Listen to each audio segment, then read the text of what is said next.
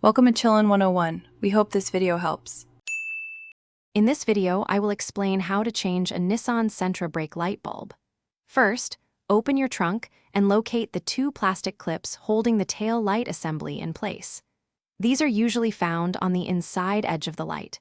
Use a Phillips head screwdriver to carefully pry out the center pin of each clip, then remove the entire clip. This will allow you to access the bulb. With the clips removed, gently pull the entire tail light assembly straight back from the vehicle.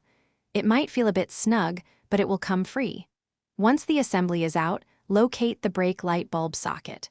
Twist this socket counterclockwise about 1/4 of a turn to unlock it from the housing. Then, simply pull the old bulb straight out.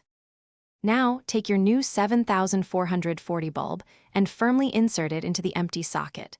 Make sure it's seated correctly. Once the new bulb is in place, align the socket with the opening in the tail light housing. Twist it clockwise about 1/4 of a turn until it locks securely.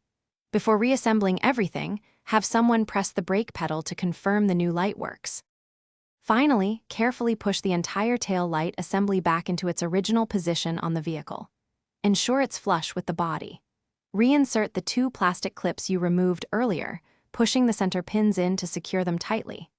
Give the light a final check to ensure everything is firm. You've successfully replaced your brake light. And hey, if you're looking to keep your car smelling great, check out the link in the description for Little Trees, Black Ice, and other fantastic deals. Thanks for watching. Consider subscribing if we helped you.